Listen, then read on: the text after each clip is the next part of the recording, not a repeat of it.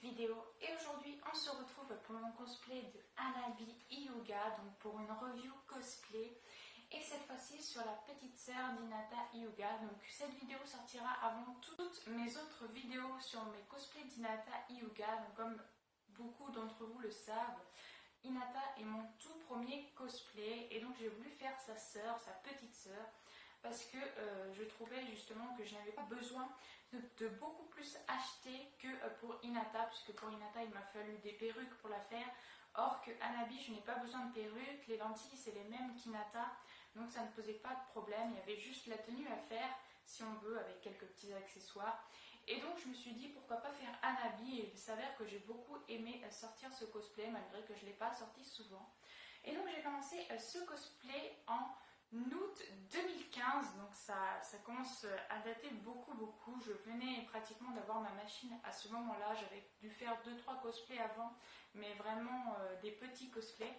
Là c'était ma première fois que je faisais un kimono, il n'est pas parfait du tout, si je devais le refaire à l'heure d'aujourd'hui je pense qu'il serait largement mieux. Enfin bref, je vais vous le montrer bien évidemment comme ma review de Sarada et ma review de Nagisa.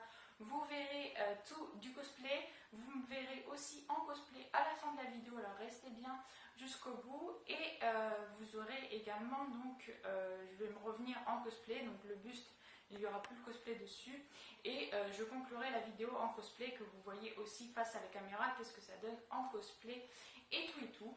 Donc voilà, restez bien jusqu'au bout si vous souhaitez me voir avec ce cosplay. Commencez tout de suite avec les accessoires, ça va aller très vite comparé à mes deux autres reviews, puisque je n'ai que 3 accessoires et que ce ne sont pas vraiment des accessoires, c'est plus des éléments du cosplay. C'est les éléments qu'elle a dans ses cheveux.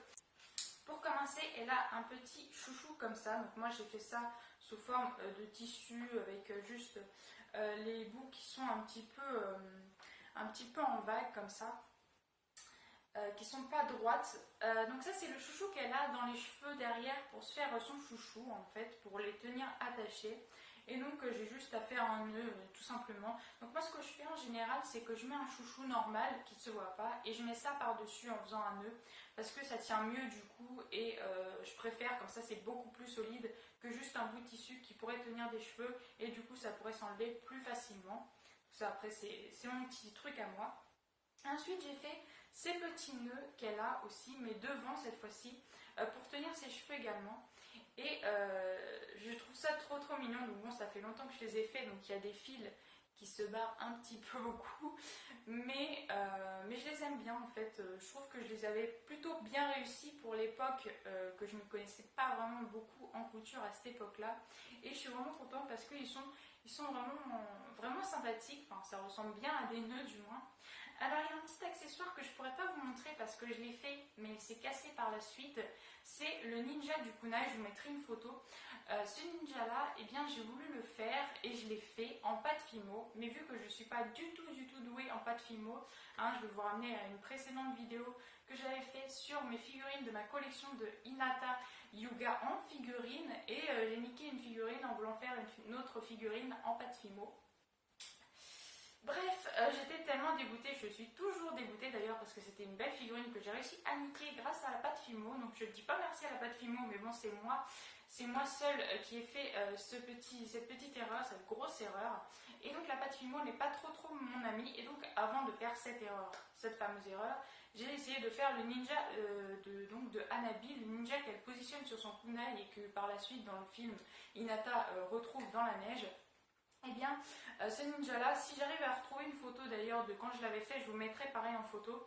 Il était vraiment pas réussi, il était gros, il était tout plat, enfin bref. J'avais tenté quand même de faire quelque chose parce que j'aime bien avoir le maximum d'accessoires et ça je trouvais que c'était un accessoire qu'il fallait vraiment au cosplay d'Hanabi. C'est pour ça que je l'avais fait, mais bon soit j'ai pas souhaité le refaire parce que le cosplay depuis je ne l'ai pas reporté et j'étais tellement dégoûtée quand il s'est cassé que aussi j'avais pas le cœur à en refaire un autre.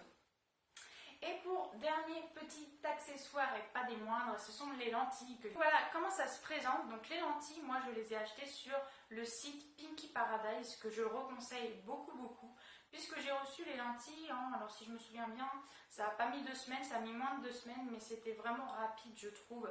Pour la livraison des lentilles, il y a des sites qui mettent beaucoup plus de temps. Donc je vais vous les montrer sans les faire tomber, hein, ça serait bête. Alors voici comment ils se présentent. Je ne vais pas pouvoir bien vous les montrer comme il faudrait, mais ce sont des lentilles blanches quadrillées avec le contour noir. Alors il faut savoir que pour les lentilles de Byakugan, j'ai essayé plusieurs lentilles. Mes toutes premières lentilles, c'était des lentilles quadrillées blanches, donc on ne voyait pas la pupille. Et d'ailleurs, c'est mes toutes premières lentilles de tous mes cosplays confondus, c'était celle-là. Et ils étaient violets parce que je trouvais que le Byakugan d'Hinata, parce que à la base, je les avais pris pour Hinata, et ça avait un petit côté violet, un petit côté mauve. Et du coup, je voulais essayer, ça n'a pas rendu super. C'était pas trop mal hein, pour une première fois, mais c'était vraiment pas terrible. Ensuite, j'ai vu sur d'autres cosplayers les mêmes lentilles, mais en blanche.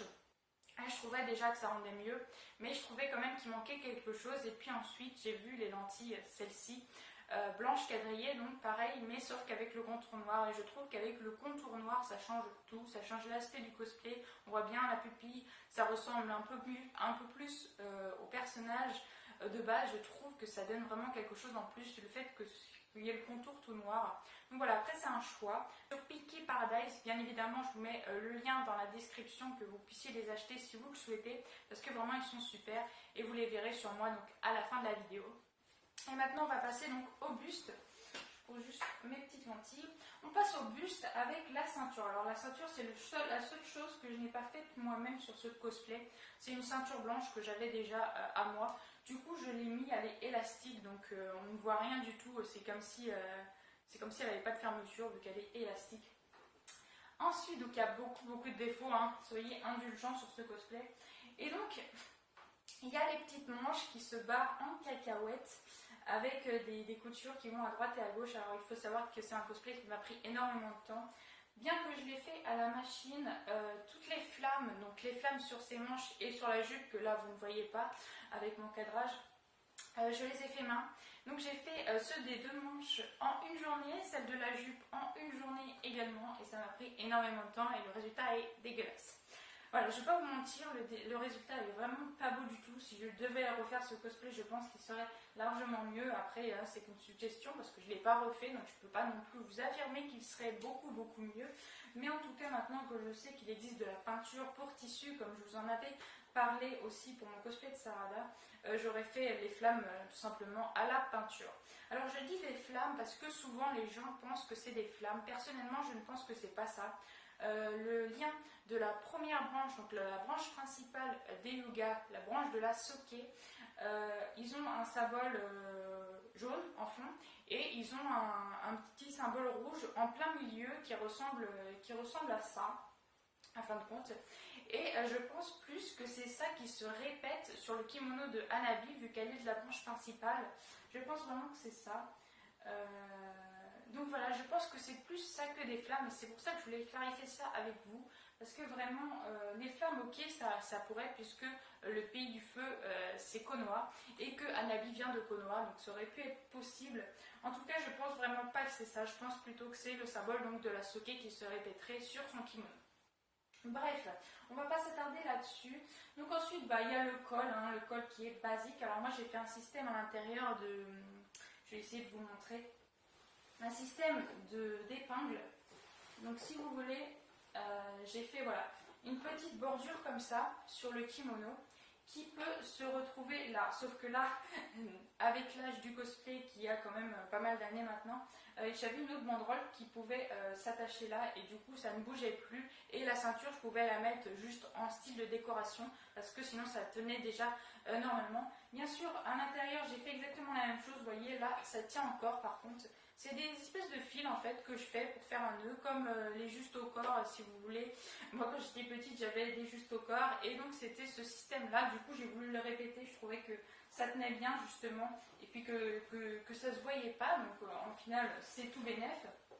Donc voici pour le petit haut. Alors la petite jupe elle est juste en dessous. Et c'est exactement le même principe, c'est donc des flammes avec une jupe droite. Et d'ailleurs, si je devais refaire ce cosplay, comme je vous l'ai dit tout à l'heure, je prendrais une autre matière et je prendrais, je pense, du 100% polyester. Pourquoi? Parce que là, j'avais utilisé du 100% coton et je trouve, c'est ce qui m'avait été conseillé, du 100% coton parce que j'avais demandé de l'avis. Moi, quand je faisais mes cosplays au tout début, le tissu, je ne savais vraiment pas quoi prendre et je faisais beaucoup de cosplays de Naruto comme vous pouvez le voir sur ma chaîne depuis le début. Et on me disait prendre du 100% coton, c'est très bien et tout. Alors pour certains cosplays de Naruto, je trouve que c'est bien effectivement. Par contre pour les kimonos, ce genre de choses, je trouve que le 100% polyester que j'ai utilisé d'ailleurs pour mon Orochimaru, ça rend extrêmement plus joli. Même j'avais fait un kimono, le kimono de Jiraiya Petit à mon copain et je trouve que ça rend largement mieux que le 100% coton. Pour les manches du kimono, je voudrais juste vous dire quelque chose. Vous voyez là, les manches sont bien, enfin, si on veut, ils sont pas assez longs pour moi, mais au moins ils sont reliés donc là au niveau du torse et ensuite ils partent en vraie manche de kimono. Et la première erreur que j'ai fait sur ce cosplay, donc comme je vous ai dit, je l'avais commencé en août 2015 et j'avais accroché, en fait toute cette partie là était accrochée directement au buste principal et ça faisait des manches, je sais pas du tout, je pourrais pas vous dire le nom, mais ça faisait pas du tout des manches de kimono. D'ailleurs si j'ai une photo je vous la mettrai aussi pour vraiment vous montrer le tout début de mon cosplay. Et c'était vraiment moche, je me disais j'ai pas envie de mettre ça et tout, du coup j'avais lâché le cosplay. Ce cosplay là je l'ai pas mis pendant un certain moment et tout, et ensuite je l'ai repris en mars 2016, donc l'année d'après, je l'ai repris et j'ai pu refaire ces manches là et j'étais largement plus contente de moi de faire ces manches là. Et donc à ce moment là je me suis dit et j'ai programmé des sorties, des shootings pour pouvoir mettre ce cosplay parce qu'avant vraiment ça ne me plaisait pas du tout et je ne voulais pas en entendre parler. Du coup je l'avais lâché pendant une petite année et ensuite je suis repartie pour faire ces belles manches, ou du moins ces manches potables que vous voyez juste ici. Donc voilà, ça c'est une petite interlude de ce qui a pu se passer pour ce cosplay qui n'a pas été fait d'une traite comme la plupart de mes cosplays qui sont faits en une traite. Et puis d'ailleurs, pour faire ce cosplay également, j'ai eu un problème de tissu justement pour les manches et du coup il fallait que je retrouve la bonne couleur de tissu. Enfin ça a été un petit peu galère ce cosplay, mais c'est bon, c'était l'un de mes premiers que j'ai fait à la machine, donc j'en suis néanmoins contente parce que je me rends compte que quand même j'ai pu faire un kimono comme ça une petite année après avoir eu ma machine et je trouve quand même que c'est quelque chose. Voilà, je ne suis pas non plus couturière, je déteste, comme je l'avais déjà dit, regarder les tutoriels, je préfère me débrouiller par moi-même et du coup j'apprends mes erreurs. Et ça c'est une erreur que j'ai appris et que j'étais bien contente d'avoir résolue toute seule en plus, vraiment j'étais trop contente d'avoir réglé ce petit problème là.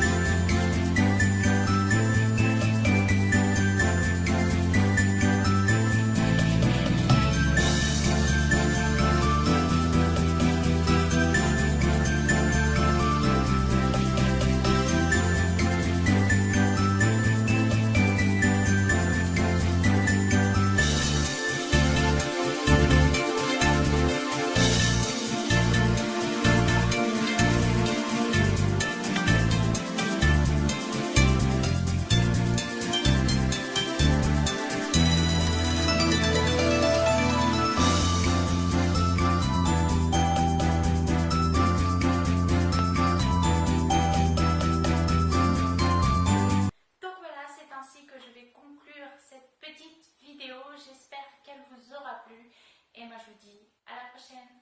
Ciao ciao.